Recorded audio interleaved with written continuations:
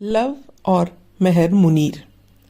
मैं तुमसे प्रेम करती हूँ उस ममत्व से जिसका रूप अपरिवर्तनीय है, रात के सितारों की तरह। मेरा प्रेम कहीं अधिक सशक्त है मृत्यु से। मेरा प्रेम उषा की प्रभा जैसा निर्मल है। मैं यह जानने को उत्सुक नहीं हूँ कि तुम मुझसे प्रेम करते हो या नहीं। मेरे लिए इतना ही काफी है कि तुम हो श्रेष्ठतम, प्रियतम, सर्वोत्तम। तुम्हें सौंपती हूँ अपने हृदय की निधियां।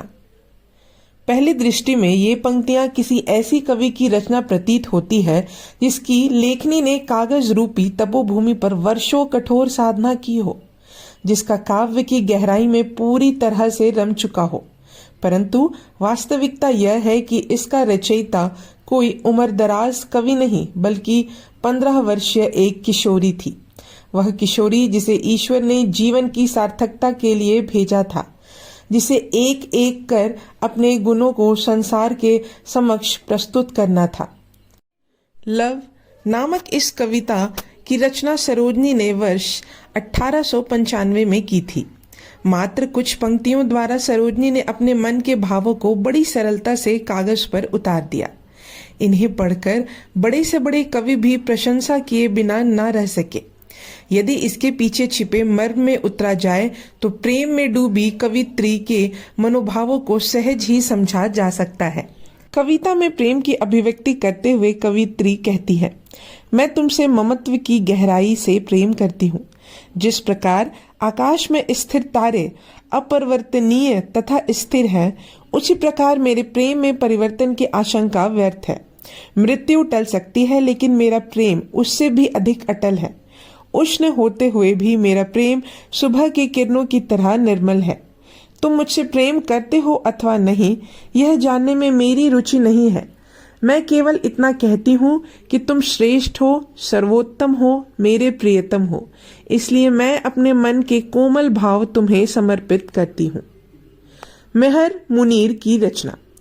बिस्तर पर बैठी सरोजनी कुछ लिखने में व्यस्त थी।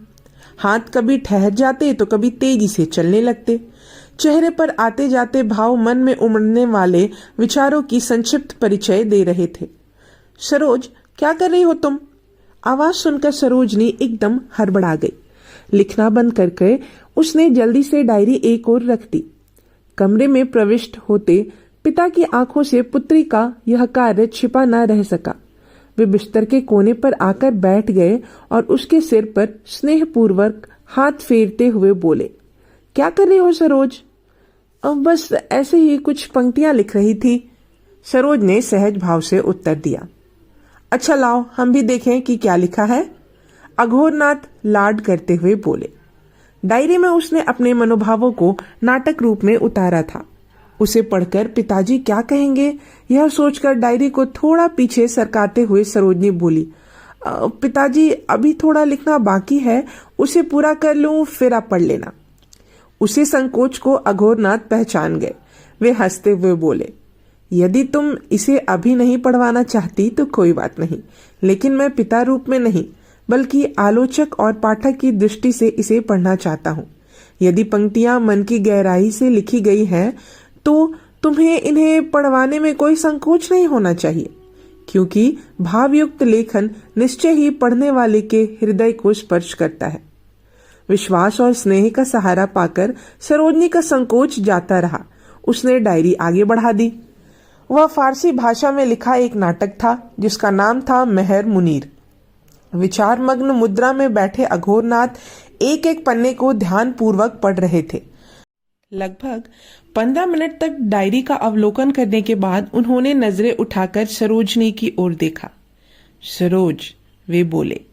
स्वर की गंभीरता से सरोजनी का हृदय धड़क उठा। उसके अटपटे लेखन से पिताजी अवश्य नाराज होंगे। रह रहकर यही विचार उसके मन में आने लगा। आलोचना सुनने के लिए उसने स्वयं को तैयार कर लिया। जब तुम माँ के गर्भ में थी उस समय वह अक्सर कुछ न कुछ लिखा करती थी। उसका लेखन इतना सशक्त और प्रभावशाली था कि उसे पढ़कर कई बार मैं भी अचंभित रह जाता था। मैं हमेशा उसे कहा करता था कि तुम्हारे इस गुण का प्रभाव जन्म लेने वाली संतान पर अवश्य पड़ेगा। मेरी बात को वह हंसी में टाल जाती थी, परंतु आज लगता है जैसा उस समय माँ सरस्वती मेरी जीवा पर बैठकर वह बात दोहराती थी। सरोज, तुम्हारे लेखन से मुझे वही अनुभूति हो रही है जो किसी महान साहित्यकार की पुस्तक पढ़ने पर होती थी।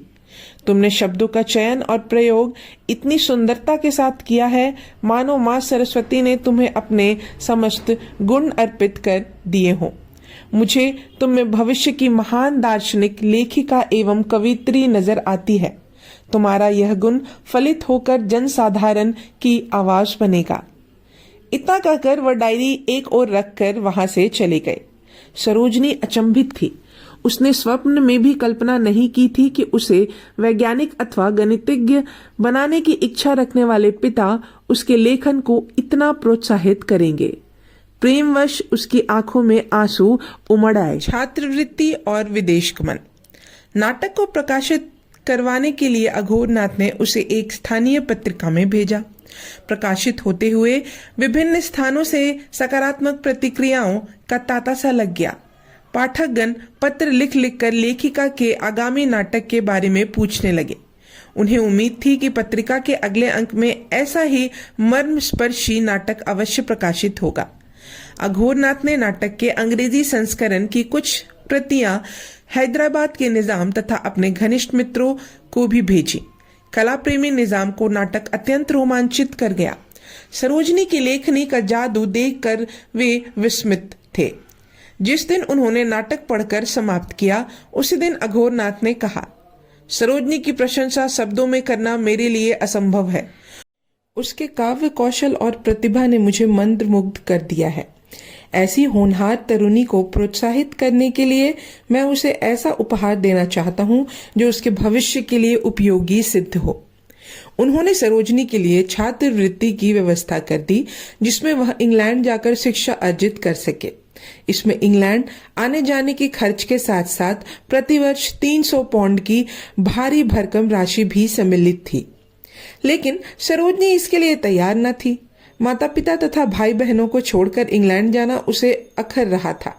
इसलिए उसने अपने पिता से कहा, यह जरूरी तो नहीं कि मैं विदेश जाकर अध्ययन करूं।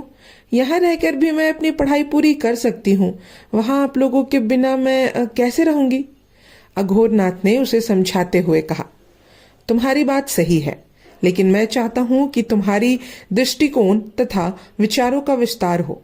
तुम सिर्फ भारतीय संस्कृति तक सीमित न रहकर पश्चात संस्कृति का भी निकटतम और गहन अवलोकन करो। इसके लिए इंग्लैंड जाना जरूरी है। हो सकता है कि अभी तुम्हें ऐसा करना पसंद ना हो, लेकिन मुझे विश्वास है कि भविष्य में यह तुम्हारे जीवन का एक महत्वपूर्ण दिशा देगा। पिता द्वारा समझाने पर अंततः सरोजनी इंग्लैंड जाने के लिए सहमत हो गई। यह भाग यहीं समाप्त होता है। अब हम अगले भाग में जानेंगे महान विचारकों से मार्गदर्शन। तब तक के लिए धन्यवाद।